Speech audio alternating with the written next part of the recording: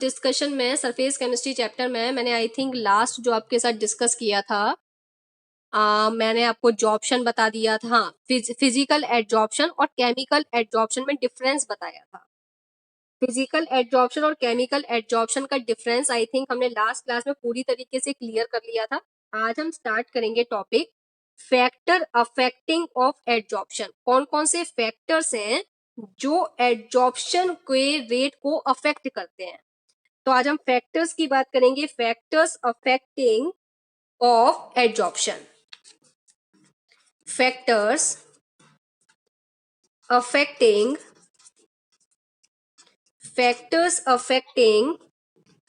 Adsorption.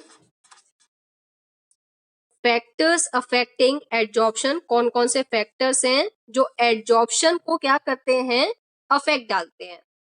तो यहां पर मैं बेसिकली एक बात और कहूंगी, मैं यहां पर जो फैक्टर आपके साथ डिस्कस करूंगी वो गैसियस एडजॉर्बेट और सॉलिड एडजॉर्बेंट के लिए बात करूंगी। जो स्पेसिफिकली आपके सिलेबस में है उसके लिए बात कर रही हूं। Adsorption of the gas on the surface of solid. जो सॉलिड है वो एडजॉर्बेंट है और जो गैस है वो एडजॉर्बेट है। मतलब मुझे गैस को सॉलिड की सरफेस पर एडजॉर्ब कराना है, गैस को सॉलिड की सरफेस पे एडजॉर्ब कराना है। और इस एडजॉर्प्शन प्रोसेस में कौन कौन से फैक्टर्स हैं जो इस एडजॉर्प्शन को अफेक्ट डालेंगे। तो जो हम फैक्टर्स अफेक्टिंग एडजॉर्प्शन पढ़ रहे हैं वो किसके लिए पढ़ रहे हैं, gas on the surface of solid. तो हमें पढ़ना है adsorption of the gas, adsorption of the gas on the surface of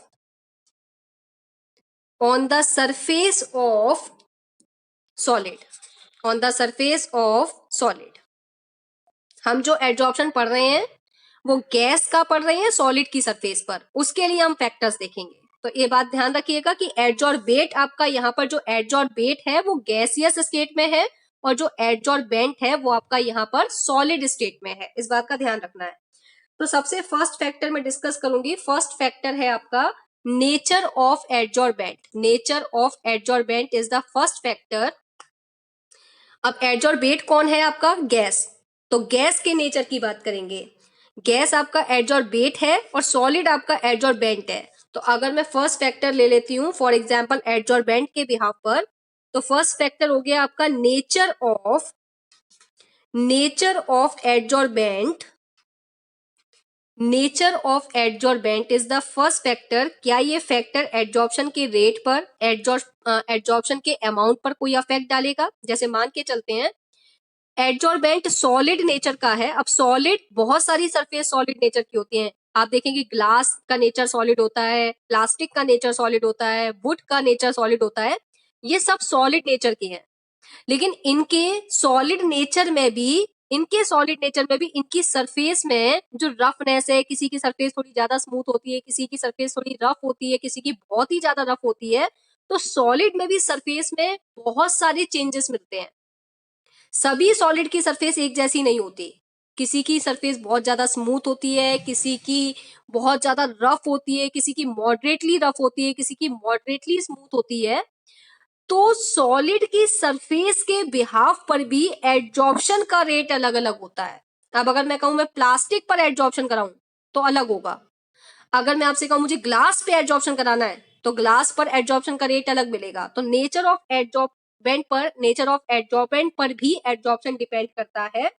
तो यहां मैं आपको अगर बताऊं अलग अलग सरफेस के लिए अमाउंट ऑफ एडजॉर्प्शन, अलग अलग सरफेस के लिए अमाउंट ऑफ एडजॉर्प्शन अलग अलग होता है, डिफरेंट होता है। मैं ये नहीं कह सकती कि सभी सरफेस के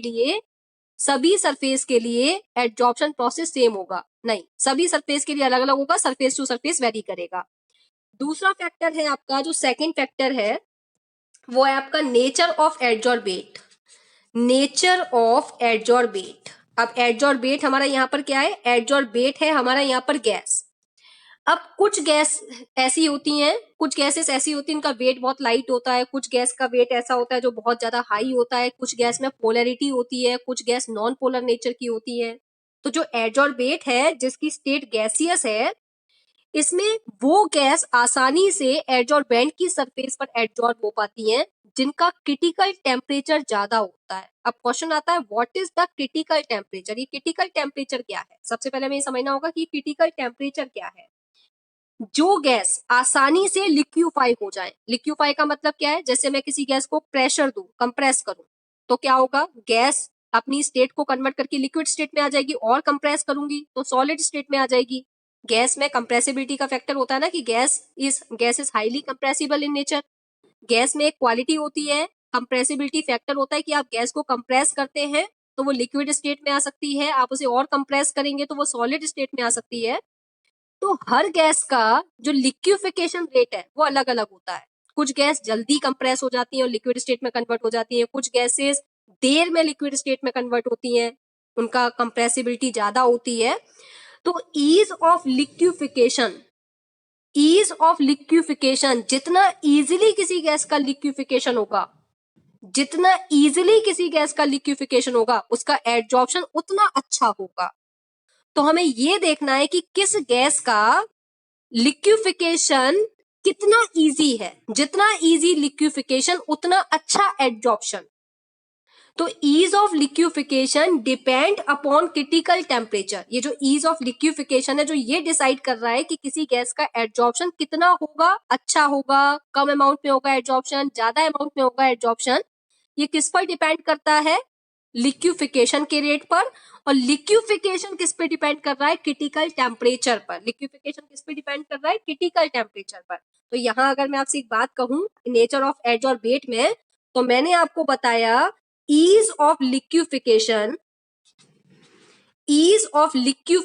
किसी गैस का लिक्विफाई होना, ease of liquefaction depend upon critical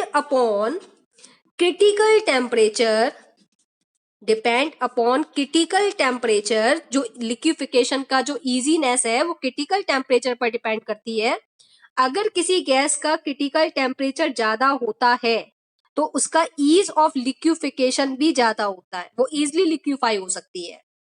जिस गैस का क्रिटिकल टेम्परेचर ज्यादा होता है वो गैस आसानी से लिक्विफाई होती है, उसका एडजॉर्प्शन अमाउंट भी अच्छा होता है। इसको एक एग्जांपल के साथ समझेंगे। सबसे पहले मैं आपको एक जनरल इंफॉर्मेशन दे दूं कि क्रिटिकल टेम्परेचर को मैं इस सिंबल से डिनोट करती हूँ, capital T small c subscript में ले रखा है, इसको हम बोल रहे हैं critical temperature. This is the symbol for critical temperature.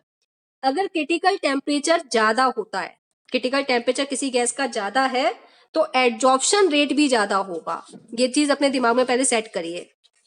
Critical temperature is more, adsorption is also more. Adsorption rate भी आपका ज्यादा होगा, एडजॉर्प्शन का अमाउंट अच्छा होगा। तो critical temperature is greater, adsorption rate is also greater. आपका एडजॉर्प्शन रेट उतना बढ़ता जाएगा जितना किसी गैस का क्रिटिकल टेम्परेचर होगा। अब क्रिटिकल टेम्परेचर क्या है, पहले इसको एक बात समझते हैं। जैसे मान के चलते हैं, मैंने आपसे कहा कि H2 एक गैस है। सपोज वो गैस 33 केल्विन टेम्परेचर पर, 33 केल्विन टेम्परेचर पर लिक्विफाई होती है। वो उसका मैक्सिमम टेम्परेचर है 33, उस टेम्परेचर पर वो लिक्विफाई हो सकती है। 33 is the maximum temperature for H2 gas. अगर आप उससे ऊपर टेम्परेचर लेकर जाएंगे, जैसे आपने 34 टेम्परेचर किया या 35 टेम्परेचर किया, तो H2 गैस लिक्विफाई होने की जगह गैसियस स्टेट में चली जाएगी। वो अगर आप H2 गैस को लिक्विफाई करना चाह रहे हैं तो उसका जो क्रिटिकल टेम्परेचर है, अगर वो टेम्परेचर 33 केल्विन है तो H2 गैस 33 केल्विन पर ही लिक्विफाई हो सकती है, उससे अबव टेम्परेचर पर नहीं हो सकती। उससे अबव टेम्परेचर पर वो लिक्विड स्टेट को छोड़कर गैसियस स्टेट में आ जाएगी। तो हर गैस का एक मैक्सिमम टेम्परेचर होता है जिस टेम्परेचर पर वो लिक्विफाई हो सकती है। एक मैक्सिमम रेंज होती है कि H2 गैस की मैक्सिमम रेंज इतनी है कि 33 केल्विन वो मैक्सिमम टेम्परेचर है जिसपे वो लिक्विड स्टेट में कन्वर्ट हो सकती है, उससे ऊपर के टेम्परेचर पर वो लिक्विड स्टेट में कन्वर्ट नहीं हो सकती। तो क्रिटिकल टेम्परेचर को अगर मैं जनरली आपको बताऊं तो critical temperature of A gas is the temperature above which the gas can not be liquefied. Her gas का एक मैक्सिमम पीक पॉइंट होता है। अगर किसी गैस का क्रिटिकल टेम्परेचर, अब जैसे मैंने H2 का बताया 33 केल्विन है, अब अगर मैं आपसे कहूं N2 का क्रिटिकल टेम्परेचर 126 है, तो बताओ 126 केल्विन टेम्परेचर देने पर भी वो गैस लिक्विफाई हो सकती है। तो वो गैस ज्यादा बेटर है कि इतने हाई टेम्परेचर पर भी उसकी क्वालिटी है कि वो लिक्विफाई हो सकती है? तो जिस गैस का टेम्परेचर, क्रिटिकल टेम्परेचर जितना ज्यादा हो उसका लिक्विफिकेशन रेट उतना अच्छा होगा। आपको टेम्परेचर रिड्यूस करने की रिक्वायरमेंट नहीं है उस गैस को एडजॉर्ब कराने के लिए। और एडजॉर्प्शन बेटा एक स्पॉन्टेनियस प्रोसेस है, गैस का एडजॉर्प्शन तो वैसे भी एक स्पॉन्टेनियस प्रोसेस है। और उस स्पॉन्टेनियस प्रोसेस में जिस गैस का क्रिटिकल टेम्परेचर हायर होगा, मतलब वो हायर टेम्परेचर पे भी लिक्विफाई हो सकती है। उस हायर टेम्परेचर पर भी अगर कोई गैस लिक्विफाई हो सकती है तो उस गैस का एडजॉर्प्शन अच्छा होगा। तो हम क्रिटिकल टेम्परेचर से डिसाइड करते हैं कि कौन सी गैस कितनी अच्छे तरीके से एडजॉर्ब होगी, क्योंकि क्रिटिकल टेम्परेचर के बढ़ने से ईज ऑफ लिक्विफिकेशन बढ़ता है और ईज ऑफ लिक्विफिकेशन के बढ़ने से एडजॉर्प्शन का अमाउंट बढ़ता है, एडजॉर्बेट का अमाउंट एडजॉर्बेंट की सरफेस पे बढ़ता है, एडजॉर्बेट की कंसंट्रेशन एडजॉर्बेंट की सरफेस पर बढ़ती है। तो अगर एक डाटा के साथ अगर मैं आपको बताऊं तो क्रिटिकल टेम्परेचर क्या है, जैसा मैंने आपको बताया कि critical temperature is the temperature, मैं बता देती हूँ आपको, यहाँ पर नोट कर देती हूँ जिससे आपको याद रहे, नोट में लिख देती हूँ। Critical temperature is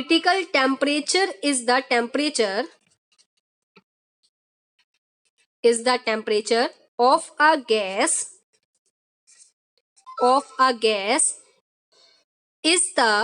critical temperature is the temperature of a gas above which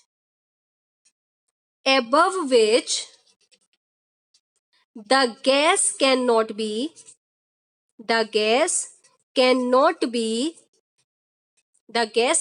liquefied.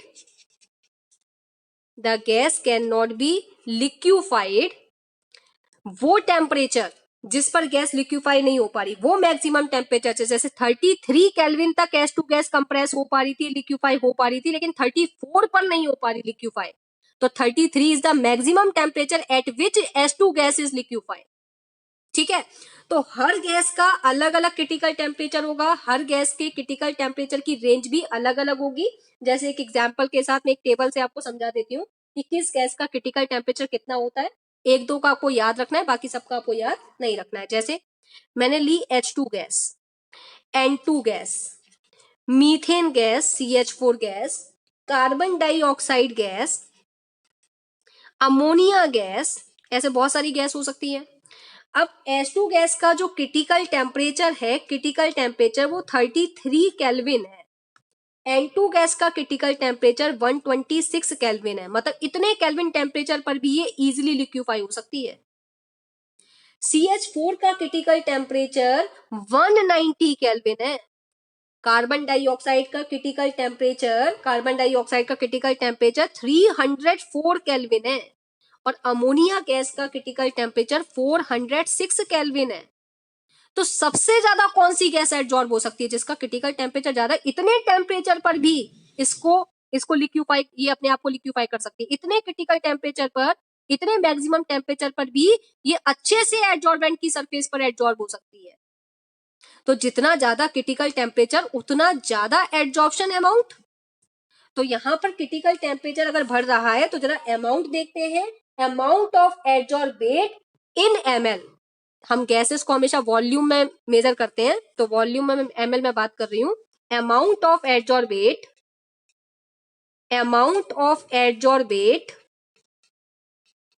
In ml, amount of adsorbate in ml, इतने केल्विन टेम्परेचर पर H2 गैस इतने ml एडजॉर्ब हो सकती है।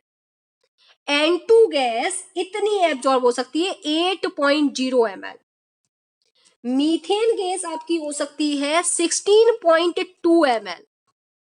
CO2 गैस आपकी एब्जॉर्ब हो सकती है 48 ml। और अगर मैं आपसे बात करूं अमोनिया गैस, तो आप देखेंगे जो आपकी अमोनिया गैस है वो कितनी एब्जॉर्ब हो सकती है। अमोनिया गैस होती है आपकी 181 ml, 181 ml। अगर मैं SO2 सल्फर डाइऑक्साइड गैस की बात करूं तो सल्फर डाइऑक्साइड गैस का जो क्रिटिकल टेम्परेचर है वो 430 केल्विन है और यहां पर ये कितनी एडजॉर्ब होती है गैस, 380 ml ये गैस एडजॉर्ब हो जाती है। अब आप ये लगाइए कि जैसे जैसे क्रिटिकल टेम्परेचर बढ़ रहा है गैसेस का, उनका एडजॉर्बेट का अमाउंट एडजॉर्बेट की सरफेस पे बढ़ता जा रहा है, एडजॉर्प्शन बढ़ता जा रहा है। तो गैसेस का एडजॉर्प्शन आप किससे पता करेंगे? ईज ऑफ लिक्विफिकेशन से। और ईज ऑफ लिक्विफिकेशन को आप किससे पता करेंगे? क्रिटिकल टेम्परेचर से। अब जैसे क्वेश्चन बन जाए, आपसे एक जनरल क्वेश्चन पूछ लिया गया, which would adsorb more readily on the surface of charcoal. अब चारकोल जो है वो सॉलिड की सरफेस है, चारकोल पाउडर, चारकोल का नेचर सॉलिड है। तो which gas would adsorb more readily on the surface of charcoal? Either NH3 और CO2। आप देखें NH3 का क्रिटिकल टेम्परेचर कितना है? 406 और CO2 का क्रिटिकल टेम्परेचर कितना है? 304। तो आंसर क्या होना चाहिए? NH3। जिसका क्रिटिकल टेम्परेचर ज्यादा होगा उसका एडजॉर्प्शन भी ज्यादा होगा।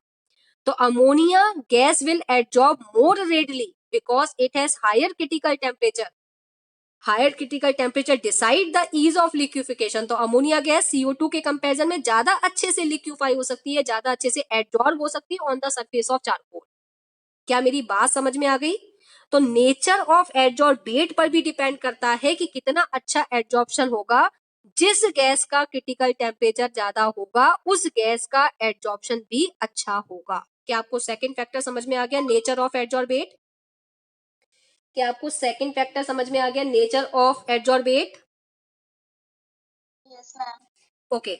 अब यहीं पर अगर मैं बात करूं, एक शॉर्टकट में अगर मैं आपको बता दूं कि अगर क्रिटिकल टेम्परेचर इंक्रीज होता है, अगर क्रिटिकल टेम्परेचर इंक्रीज होता है तो ईज ऑफ लिक्विफिकेशन होता है, मतलब इजीली लिक्विफिकेशन हो सकता है। Ease of liquefaction will take place, ease of liquefaction will take place, ये भी इंक्रीज हो जाएगा।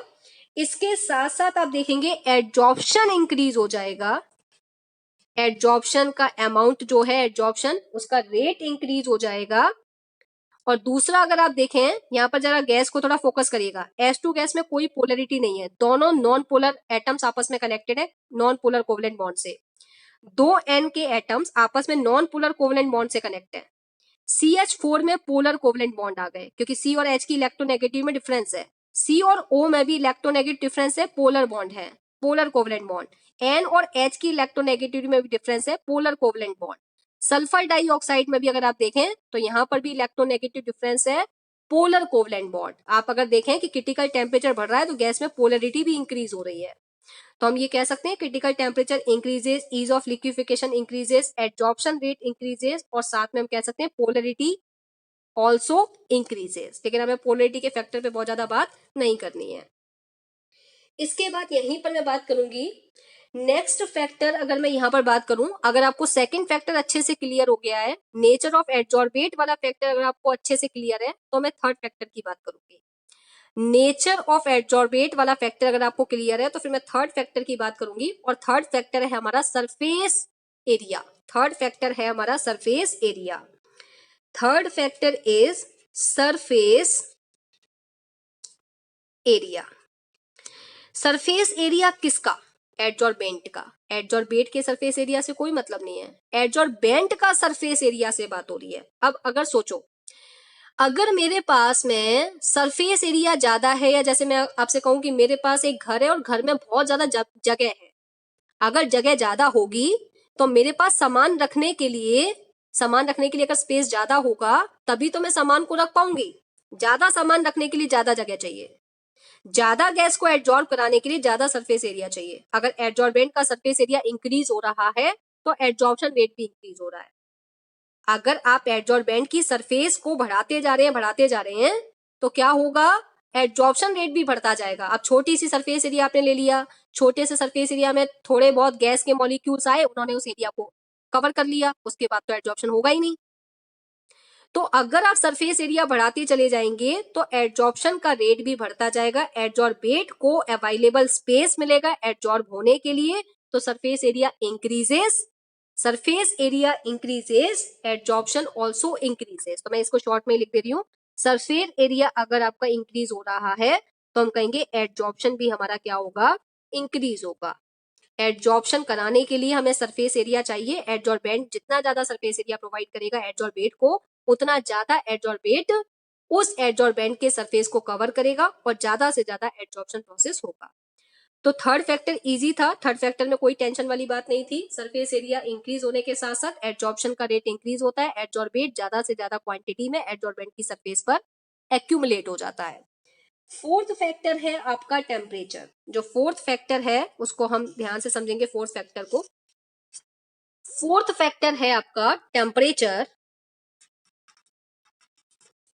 टेम्परेचर, अब इसको थोड़ा सा ध्यान से समझिएगा इस फैक्टर को। फोर्थ फैक्टर जो टेम्परेचर है आपका, जनरली ये कहा जाता है कि टेम्परेचर के इंक्रीज होने से एडजॉर्प्शन का रेट डिक्रीज हो जाता है। हमने कल भी इस बात को पढ़ा था कि जैसे जैसे टेम्परेचर बढ़ाते हो, टेम्परेचर को बढ़ाओगे तो जो एडजॉर्बेंट की सरफेस पर एक्यूमुलेट हुआ था ना, वो भागना स्टार्ट कर देगा, डिसॉर्प्शन प्रोसेस स्टार्ट हो जाएगा। तो generally on increasing temperature extent of adsorption या amount of adsorption decreases with increasing temperature. तो जैसे जैसे आप टेम्परेचर बढ़ाओगे वैसे वैसे जो एडजॉर्प्शन में एडजॉर्बेट का जो अमाउंट था वो एडजॉर्बेंट की सरफेस से भागना स्टार्ट कर देगा, डिसॉर्प्शन प्रोसेस स्टार्ट हो जाएगा। हमें तो एडजॉर्प्शन करना है, तो टेम्परेचर को कम करिए, टेम्परेचर को बढ़ाइए मत। टेम्परेचर के इंक्रीज करने से एडजॉर्प्शन प्रोसेस डिक्रीज होता है। लेकिन यहाँ पर मुझे दो अलग अलग एडजॉर्प्शन प्रोसेस पे बात करनी है। एक फिजिकल एडजॉर्प्शन होता है, एक केमिकल एडजॉर्प्शन होता है। तो दोनों की टॉपिक पर हम बात करेंगे। लेकिन जनरली अगर मैं आपसे कहूँ, जनरली तो सीधी सीधी बात यह है कि अगर आप टेम्परेचर को इंक्रीज करते हैं, अगर आप टेम्परेचर को इंक्रीज करते हैं तो जो एडजॉर्प्शन है, जो आपका एडजॉर्प्शन प्रोसेस है वो डिक्रीज हो जाएगा। टेम्परेचर के इंक्रीज करने के साथ साथ एडजॉर्प्शन डिक्रीज हो जाएगा। एक इक्वेशन से इस बात को समझते हैं। जैसे मैंने गैस ली और गैस को मैंने क्या किया, सॉलिड की सरफेस पर एडजॉर्ब कराया। ये सॉलिड मेरा एडजॉर्बेंट है, गैस मेरी एडजॉर्बेट है। अभी दोनों अलग अलग हैं, इसमें प्लस का साइन लगा हुआ है। अभी सॉलिड, अभी ये दोनों अलग अलग हैं, एडजॉर्बेंट अलग है, एडजॉर्बेट अलग है। अब गैस सॉलिड की सरफेस पर एडजॉर्ब होने जा रही है, ठीक है। गैस जब सॉलिड की सरफेस पर एडजॉर्ब होने जाती है तो इस प्रोसेस को बोल रहे हैं एडजॉर्प्शन। अब जब एडजॉर्प्शन होगा तो क्या हो जाएगा, गैस सॉलिड की सरफेस पर एक्यूमुलेट हो जाएगी और हम कहेंगे gas on the surface of solid, gas on the surface of solid. अब ये सॉलिड की सरफेस पर एडजॉर्ब हो चुकी है। अभी ये अलग अलग थे, अभी दोनों रिएक्टेंट थे, अलग अलग थे। अब gas on the surface of solid, ये प्रोसेस हो गया एडजॉर्प्शन।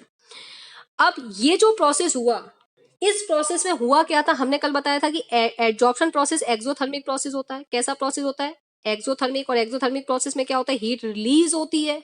तो जब गैस सॉलिड की सरफेस पर एडजॉर्ब हुई होगी तो हीट रिलीज हुई होगी, और हीट रिलीज होने पर मैं ये कह सकती हूं कि जब हम लेफ्ट से राइट चलेंगे तो डेल्टा एच की वैल्यू मुझे कैसी मिलेगी, नेगेटिव मिलेगी, क्योंकि बहुत सारे अमाउंट में उसने एनर्जी को रिलीज कर दिया होगा, तभी एडजॉर्प्शन प्रोसेस हुआ होगा।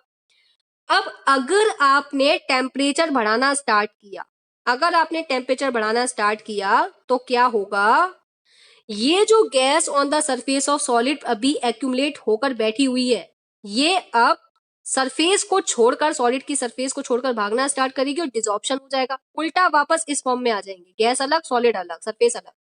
तो रिवर्स रिएक्शन स्टार्ट हो जाएगी और ये रिवर्स रिएक्शन में क्या होगा, डिसॉर्प्शन हो जाएगा। क्या हो जाएगा, डिसॉर्प्शन।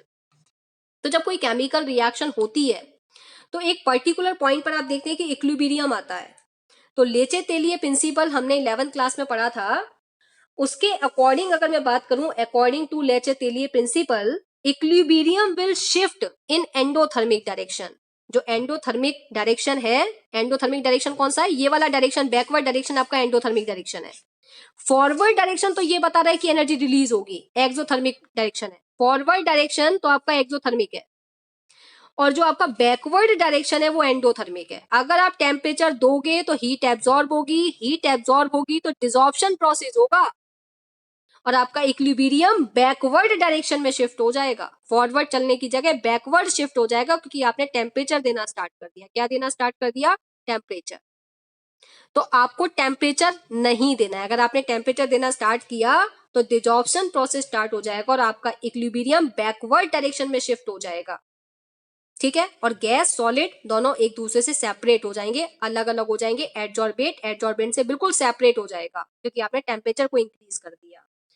तो यहां पर हम कह सकते हैं, according to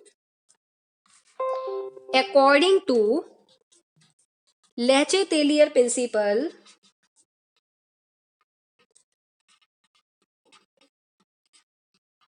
equilibrium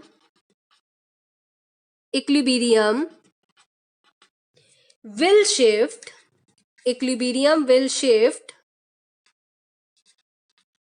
in endothermic direction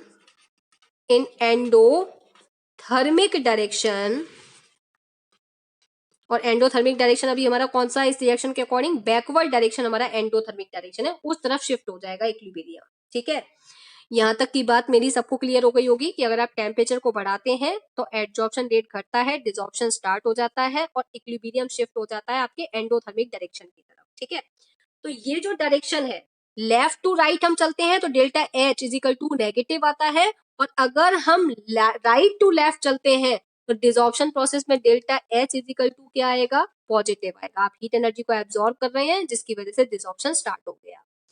अब यहाँ पर मुझे एक जनरल सी बात पढ़नी है, एडजॉर्प्शन आइसोबार। एडजॉर्प्शन आइसोबार क्या मतलब है, एडजॉर्प्शन आइसोबार का, एडजॉर्प्शन आइसोबार, एडजॉर्प्शन आइसोबार से मतलब है आपको एडजॉर्प्शन तो कराना है, आइसो मतलब सेम, बार मतलब प्रेशर, एक कांस्टेंट प्रेशर पर आपको एडजॉर्प्शन कराना है। तो एडजॉर्प्शन आइसोबार से मेरा मतलब है अ रिलेशन, अ ग्राफ और relation between extent of adsorption and temperature at constant pressure is called adsorption isobar। सबसे पहले मैं एक मतलब आपको समझाती हूँ, मैं आपको जनरली एक सिंबल बता रही हूँ, x upon m. x upon m का मतलब समझना पहले ये क्या है। x का मतलब है अमाउंट ऑफ एडजॉर्बेट, ये जो x है ये है आपका amount of adsorbate, amount of adsorbate. m जो है वो है आपका mass of adsorbent, mass of adsorbent. जो x है वो अमाउंट ऑफ एडजॉर्बेट है और जो m है वो मास ऑफ एडजॉर्बेंट है। अगर मैं एडजॉर्बेंट के मास को कांस्टेंट कर दूं, फिक्स कर दूं, बदलू नहीं, एडजॉर्बेंट के अमाउंट को मैं फिक्स कर दूं और एडजॉर्बेट के अमाउंट को मैं बढ़ाती जाऊं, एडजॉर्बेट के अमाउंट को मैं क्या करती जाऊं, बढ़ाती जाऊं, एडजॉर्बेट के अमाउंट को मैं क्या करती जाऊं, बढ़ाती जाऊं, तो एडजॉर्प्शन का रेट बढ़ता जाएगा। m को मैंने फिक्स कर दिया, एडजॉर्बेंट के मास को मैंने फिक्स कर दिया और धीरे धीरे क्या कर रही हूँ, एडजॉर्बेट का अमाउंट एडजॉर्बेंट की सरफेस पे बढ़ाती जा रही हूँ, इसकी कंसंट्रेशन बढ़ाती जा रही हूँ, तो क्या होता जाएगा, एडजॉर्प्शन का रेट बढ़ता जाएगा। तो इस x अपॉन m को हम क्या बोलते हैं, एक्सटेंट ऑफ एडजॉर्प्शन। इस x अपॉन m टर्म को हम क्या बोलते हैं, extent of adsorption, extent of adsorption. बहुत बार ये टर्म यूज होगी तो आपको पता होना चाहिए कि एक्सटेंट ऑफ एडजॉर्प्शन से मतलब है x अपॉन m। ठीक है, ये m कांस्टेंट है, x का अमाउंट बढ़ता जाएगा तो हम कहेंगे एक्सटेंट ऑफ एडजॉर्प्शन इंक्रीज होता जा रहा है। तो मैंने आपसे कहा एडजॉर्प्शन आइसोथर्म में हम क्या देखेंगे, अ ग्राफ और relation between extent of adsorption and temperature at constant pressure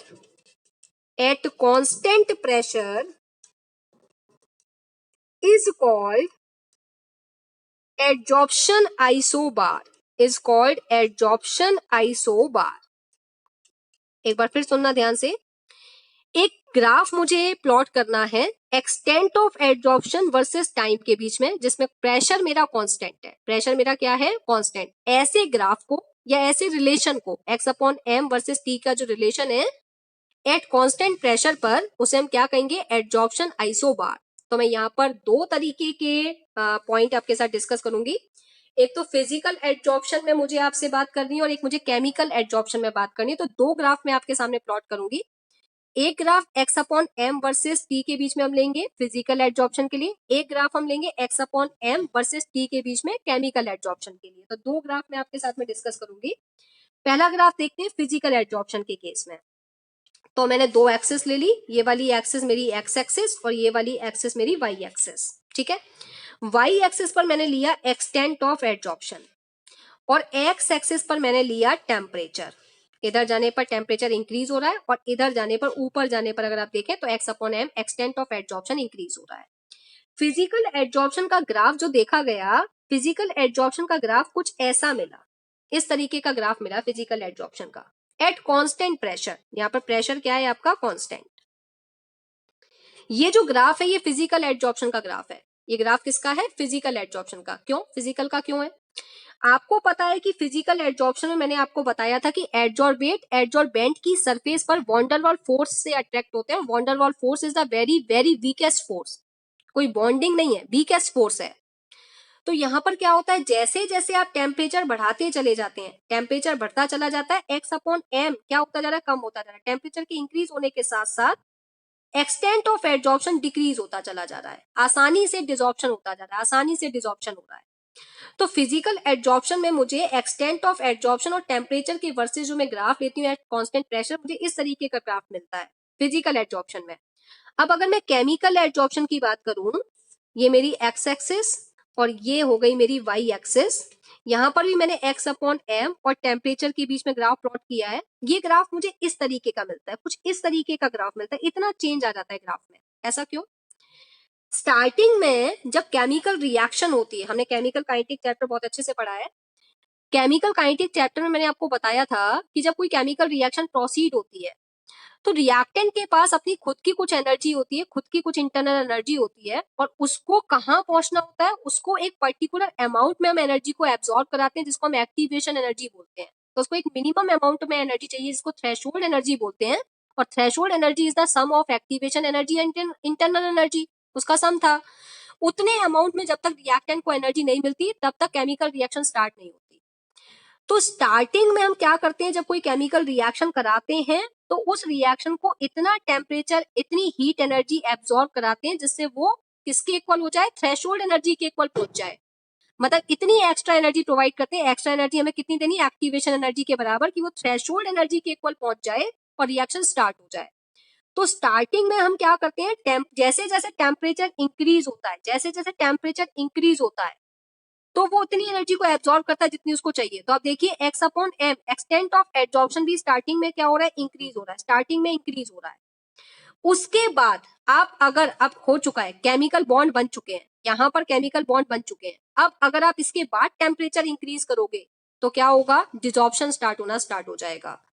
तो स्टार्टिंग में on beginning in chemical adsorption, in beginning chemical adsorption increases with temperature, temperature के साथ साथ केमिकल एड्जॉर्प्शन क्या हो रहा है, इंक्रीज हो रहा है। आफ्टर सम टाइम आपको क्या मिलेगा, एक मैक्स पॉइंट के बाद पहुंचने के बाद वो क्या होना स्टार्ट हो जाएगा, डिक्रीज होना स्टार्ट हो जाएगा।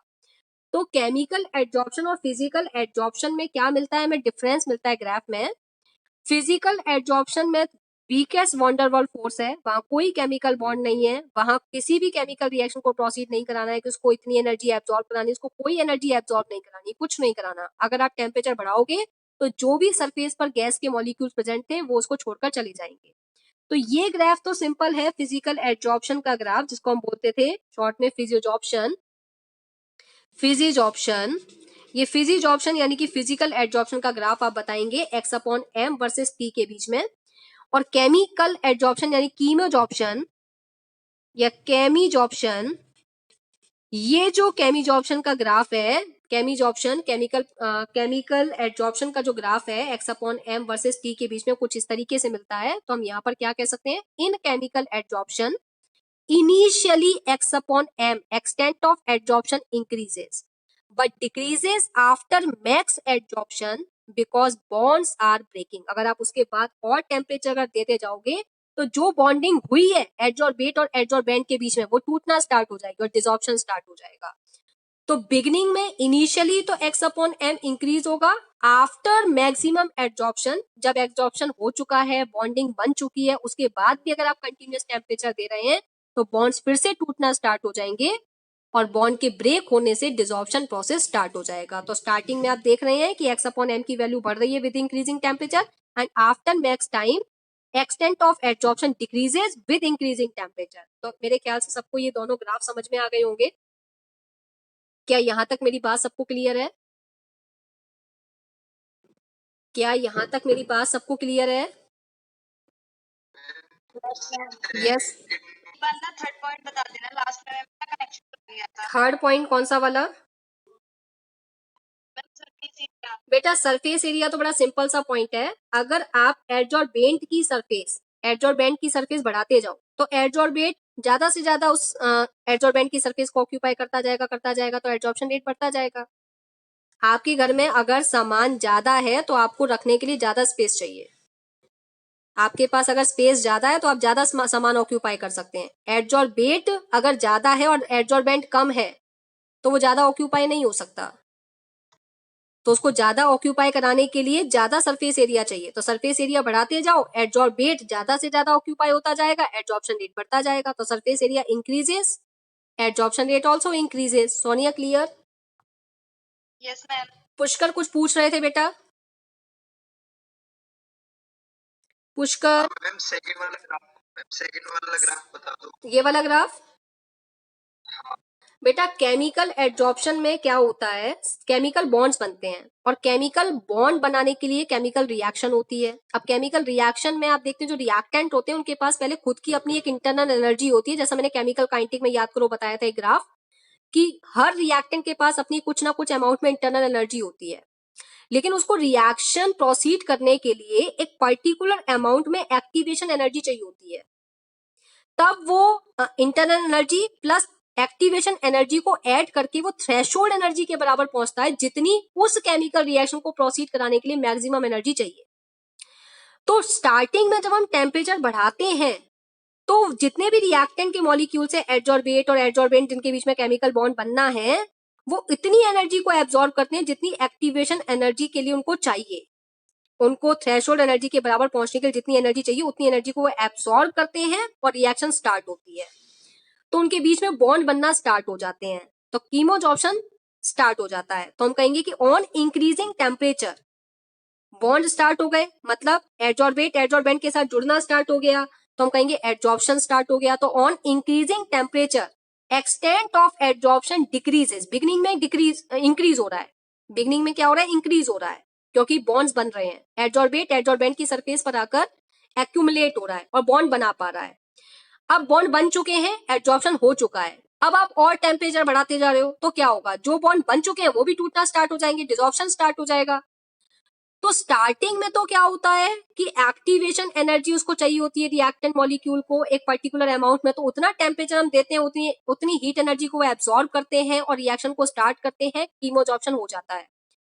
तो on increasing temperature initially x upon m extent of adsorption increases but decreases after maximum adsorption। यहां पर मैक्सिमम एडजॉर्प्शन के बाद क्या होना स्टार्ट हो जाएगा, डिक्रीज होना स्टार्ट हो जाएगा extent of adsorption, because bonds are breaking, bond टूटना स्टार्ट हो गए और बॉन्ड का टूटना डिसॉर्प्शन को इंडिकेट कर रहा है।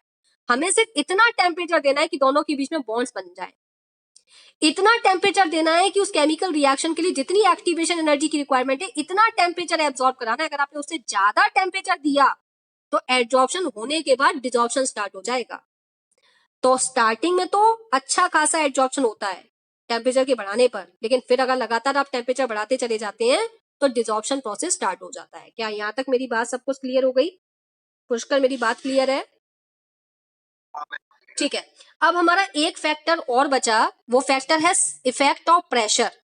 प्रेशर का क्या इफेक्ट पड़ता है इसको हमें बहुत डिटेल में समझना है। ये वाला फैक्टर डिटेल वाला फैक्टर है, तो इस वाले फैक्टर को हम अभी अगली क्लास में समझते हैं। आज हम इस क्लास को यहीं पर, सरफेस केमिस्ट्री की क्लास को यहीं बाइंड अप करेंगे, क्योंकि इलेक्ट्रोकेमिस्ट्री के जो तुम्हारे चार डाउट चल रहे हैं उसको एक बार क्लियर कर लेते हैं। कल आपका टेस्ट है इलेक्ट्रोकेमिस्ट्री का, तो जितने भी स्टूडेंट स्पेशली सरफेस केमिस्ट्री के लिए कनेक्ट हुए हैं वो तो यहाँ पर अभी रिलैक्स ले सकते हैं, अगली क्लास से यहाँ से चैप्टर कंटिन्यू चलेगा। अच्छा, कल की क्लास नहीं होगी, जो सिर्फ सरफेस केमिस्ट्री में जिन्होंने ज्वाइन किया है, कल इलेक्ट्रोकेमिस्ट्री का टेस्ट है। तो दो चार जो न्यू स्टूडेंट्स है, जैसे जलज है, अविनाश है और एक बच्चा और है, ये 3 बच्चे फिर परसों से क्लास कनेक्ट करेंगे, परसों से सरफेस केमिस्ट्री की क्लास कनेक्ट होगी। कल का इन लोगों का टेस्ट है, तो कल आप लोग फ्री रहेंगे, इतना आप लोग रिवाइज कर लीजिएगा, ठीक है।